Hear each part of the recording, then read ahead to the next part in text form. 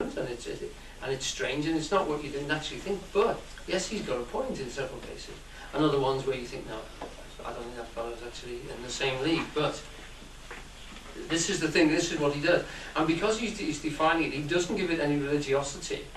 Yes, he does talk about it, that it's the same root as religion, and that these guys are the stars of religion and philosophy, etc. He's not hitting you over the head with it and say it's not something that you have to do. It's something which is like an evolutionary process. You're in that stream. You're going in the same direction in your individual way. This is a description. He's putting it without any sort of sense of religiosity. Sorry, he's not pushing it in that way at all. Okay, so would anyone else like to read this? Yes. Please, John. 1. Simple consciousness, which is possessed by the upper half of the animal kingdom. By the means of this faculty, a dog or a horse is just as conscious of the things about him as a man is. He is also conscious of his own limbs and body, and he knows that these are part of himself. Over and above this simple consciousness, which is possessed by man as well as man has another, which is possessed by man as well. Yeah, I couldn't read that bit. right. Over and above this simple consciousness, which is possessed by man as well as man has another, which As well, man has another, which is called self-consciousness. By virtue of this faculty, man is not only conscious of trees and rocks, waters, his own limbs and body, but he becomes conscious of himself as a distinct entity apart from all the rest of the universe. It is as good as certain that no animal can realise himself in that way. right. Now, one of those here, I'm sure, would argue the actual final statement. I put that into my italics because that is a point which I think we could argue, and that's one of the points I would like to take him up on. But as a general sweep of what he's saying, I'm in complete agreement with him. I'm sure people like Rupert Sheldrake would argue that point as well about that sense of self. But certainly they can't express it in the same way as a human being does, and we are not in doubt with human beings when we interact with them, when we converse with them, whether they have a centre of awareness like that, in the same sense that we ourselves do. So in that sense, this is his basic laying down and his description of what simple consciousness would be like, and that we actually emerged from that as human beings. This is the sort of awareness that we had as children, very small children, and slowly we became self-aware. Slowly we formed an ego, if you like, a concept of ourselves, a story of ourselves, which we then started to use as a centre from which we could examine and explore the world, from which we could understand the world in relationship to ourselves. And that story which we've told, the self-story, the little autobiography, is what the Buddhists would call an ego, and that's a problem really in a certain sense. It isn't a problem at first, it's a problem if you haven't got one. And children without egos can be severe problems in institutions that they have real difficulties in being socialized. So you have to give an egotistical center in a sense to a child and to a developing person for them to have a reference point. But at another point beyond that, that becomes a blockage to other forms of development, which is what he's actually saying here. But we have come through that level as individuals. Also, the whole race has come through that level, and he would say the whole of evolution is pushing through that level, towards something beyond. Okay? You don't have to agree with it, but the idea is important because it sort of brings this whole thing into a different realm, a different scale. Okay? Everybody with it on that? Mm-hmm. Okay? So you understand the sort of thing he's talking about and why it's different from animals to human beings. I think Jack London puts it in Call of the Wild. He said that he's talking about Buck, the dog, and he says Buck knew that he was hungry, but he didn't know that he knew that he was hungry. He just knew that he was hungry. Can you feel the difference there between a self-conscious being and an unself-conscious being? And that's why they have so much difficulty in refusing food when it's on offer.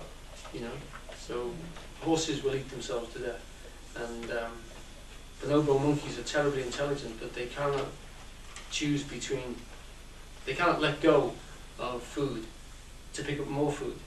They have to eat the food that they've got and lose the food that you're offering them. They've never yet got a bonobo to put this food down and grab the bigger piece of food. So they can't have deferred gratification, if you like. They can't risk this for that, because this is in the hand. Now eat this, or we lose that, every time. So that's the sort of thing that means they haven't got that reference point that says, hang on, if I drop this, I can grab that before they can get it away. They don't do that. No. But they are, apart from that, they are incredibly intelligent. Okay. Right. Next one. Would someone like to read the next one? Oh, I haven't scrambled the typing. Shall I read the next Yes, one? please. This is further refined into 4 distinct stages of intellect. First, the perceptual mind, the mind made up of percepts or sense impressions, brackets, a sound heard or an object seen, close brackets. Second, the mind made up of recepts. Yeah, this is a word which was new to me, but it's one he uses a lot in his book. So presumably it was a current word that meant perceptions coming up and retained in some way inside a mind. Recept meaning the repeat. Yeah. He likened it, the next bit in the bracket is actually the qualification of that.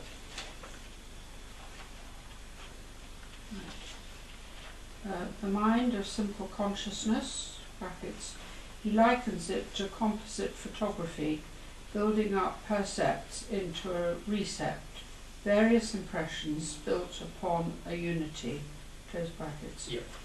Third, we have the mind made up of percepts, recepts and concepts, brackets, where the being becomes conscious of itself as a knower and can name and communicate these constructed forms, close brackets.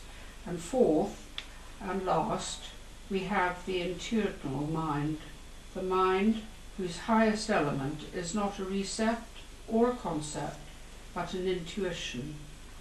Sensation, simple consciousness, and self-consciousness are supplemented and crowned with cosmic consciousness. Right. Well read, because I mean, what I've done that is that's his paragraph with other quotes from him in different places to try and illustrate what he's talking about. So that's he's talking about sensation, literally directly, information coming in, a sound heard or a picture seen comes in and is somehow recorded inside something which we are calling a mind. But there's no separation between the thing which is recording it and the sensations pouring in the first instance. Then from that, simple consciousness begins to recognize that information and act on it in some way. And then self-consciousness, where it actually forms a center and can devise ways of using that information and can seek out more and can communicate, between individuals. And then finally this one of intuition, where information is coming in from whatever, from the universe in some way, and is informing and supplementing with that consciousness. Okay? Not, you don't have to agree with it, but do you understand the levels which he's trying to talk at? And I think what a lot of scientists would say, well, there's such a limited number of those people in the fourth level, it's not worth talking about.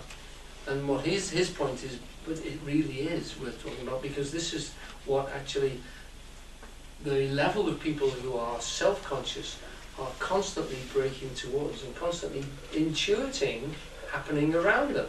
So that it is the thing that moves art, it is the thing that moves music, it is the thing that moves all these different areas of human life. And it's bubbling on the surface of these people who are getting to the top of self-consciousness. They feel this as a sensation, they intuit it. They don't often know what it is, but they're striving for something. And he said that's why it's important, which is an important point to get across. He agrees that there's very, very few people who actually achieve it. But usually in a human life, some intimation of it will come through. Right. Okay, now from that, I'm going to move back to the email again, if I may.